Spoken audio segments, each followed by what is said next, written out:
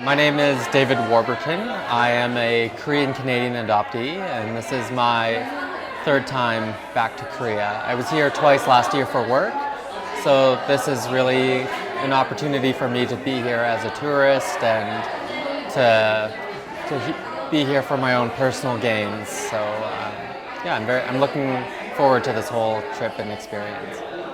It's been very surreal to get off a plane, take an hour bus ride, and then suddenly 30 minutes later be in a room full of adoptees. And I'm Canadian, so before last year I had never even met another Korean adoptee before in my whole life. So to suddenly be in a new country and to meet all these people who have very similar experiences to you, or at least kind of understand what you went through, is it's remarkable. Hi, my name is Jamie. I'm from the United States. This is my second time here in Korea. I think being here in Korea is just an amazing opportunity. I'm just so happy and thrilled to be here. I think being a part of a group like InKAS is just a complete blessing. The opportunity that we have here to experience Korea with other adoptees is just amazing. I'm Kim de Jonge from the Netherlands. I just turned 35 years old, and it's my first time with InKAS here. Last time it was about 3 years ago, and the first time I went back to Korea was in about 10 years ago, 10, 12 years ago. I feel totally Dutch, and but I know there's also a Korean part in me, just biologically. So it's really difficult to deny that part. I would like to live in Korea. I don't know how realistic that would be, but maybe for a short time. I think I have a desire to learn the language, and I think that may be the best way for me to immerse myself. So we'll see. Like I said, I don't know how realistic that is for my personal life and situation, but if the opportunity arises, I would definitely be open to it. So it actually reminds me of home, but I think it's kind of great to see everybody out with their families and enjoying the beautiful weather and seeing how they like to be out and with each other. And I think this is the one part so far that's actually really has reminded me of home and how it is actually back in the States and how it is very similar. A beautiful night like this is how I would spend my evening with my family back in the States. So. My name is Adam Young. I'm from Washington, D.C. My Korean name was Jin Jae-soo, and this is my third time in Korea. It was really interesting seeing a lot of families all together, seeing groups of people, and it kind of makes me see what it would have been like to be in Korea when I was a kid. I really like seeing Korean families together. Makes me think a lot. Sometimes it's hard, but it's a great feeling to have. I would love to go back there. So I'm from Canada, where we have very famous mountains, and so I feel the special bond there. And it was a very short amount of time, but we went on a very memorable hike. It was hard, and I like things that you put a lot of effort in, and then you have your moment of success, or you achieved your goal. And so it was a very special moment for the guys who, got lost on the trail, and we went up to the peak. And it's just incredibly beautiful. So that is one of the few places I want to come back if I come back to Korea. So I love hiking too, and nature.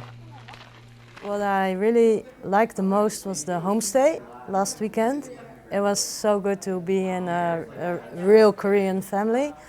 They were really nice people, and we were really connected. It was really good to be in their family, in their house, and it was really nice to see that that I really had a feeling to fit in their family. And they told me that for them I was really Korean, and that really surprised me because I didn't feel Korean before this trip, and now because I was really touched when they said they see me as a Korean woman, then I thought, but why? But they couldn't explain, and they just said, well, we don't know how to explain, but it's just our feeling. Yeah, I still feel a bit lost, and it's actually I thought I would feel different. I thought this being my second time in Korea, and I thought I would feel more connected than I actually do, and that's not really the case. So I thought because I look like the people here, that I feel like I'd fit in more because we look the same, but yeah, that really hasn't been my experience. So I feel like I don't really fit in America. I don't really fit in here, but as I always say, somewhere in between with my fellow adoptees, you know. I feel like we all have this common theme of adoption that kind of binds us together. That, again, when I'm back home as a minority, I don't have amongst my other friends. So, a common understanding that just goes unsaid. So, Yeah, I think I feel a little bit lost. Not lost in this group because it's really good to be in a group where you might find some other people that really feel lost. But I think for now, for the first time in my life, I feel in between cultures. I feel like, okay, still I feel really Dutch, but in a way I don't feel Dutch, or I am not Dutch totally. But I realize I will not make part of Korean society neither, because I don't speak the language, I don't know the customs, I have no Korean family. So that's really strange, and that gives me in a certain way a feeling of being lost. Yes. It's becoming more and more clear to me that because I get to know more and more about Korea with each passing day and every experience, it adds to my frame of reference on what it means to be Korean and what is Korean, and that I can now speak about Korean culture with much more authority. And having that confidence and that knowledge really contributes to my own confidence, because it was very difficult for me to say I'm Korean when I didn't know anything about Korean culture. I had never been there, and I didn't know any Korean people. I didn't speak the language. I didn't even think for a long time I looked Korean. But even yesterday, I was at a restaurant and the waitress spoke English to me because, well, she greeted me in Korean and I had to say, I'm sorry, I don't speak Korean very well. And she said, but you were born here because you look Korean. And I said, yes. And so that really touched me, because I never thought of myself as Korean. And then there was this total stranger who said, you must be Korean. So, all those experiences contribute and accumulate, and it's actually very overwhelming. So, I think by making this trip, I'm really advancing in my personality, or in fact, in my way of thinking about being adopted. Because first, I totally ignored my Korean part, and I totally ignored Korea, and I did that for about 32 years. And only the last 2 years I became aware of my Korean part, and that it's really hard for me, and that it also have been very hard for me to have no Korean family, or to not know them. And I realized that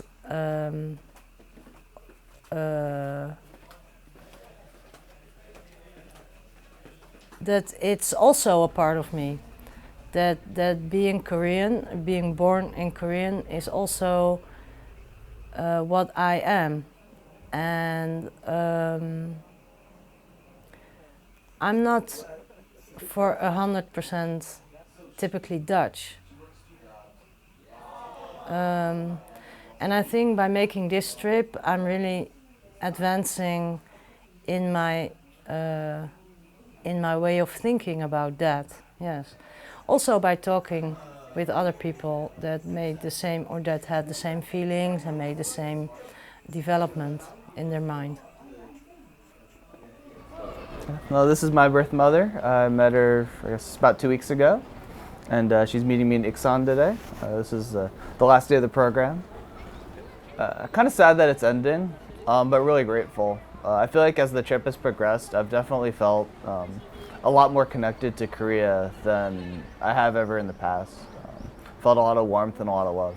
It's been a really good trip. It was really, really beautiful. The scenery and stuff was great, but the people were beautiful. I really felt welcomed, really warm inside. It was great. You could really feel the connection that they felt towards us, and we kind of felt back towards them. I feel totally relaxed, and I'm really happy that although I was at a point I was really depressed, that I really refound my inner peace. And I think thanks to my brother and to other people that were really helpful and understanding, and they were really supporting me. So now it's really okay. And I like Korea, and I really enjoyed the trip, and I think it's also, I'm ready to go home now. I feel emotionally drained. This has been an absolute journey. It's been a remarkable experience to see everyone grow throughout this process and change, and I'll never be the same after doing this. I'm going to remember this forever and treasure these memories forever, and treasure the people that I met here and my new friendships with them.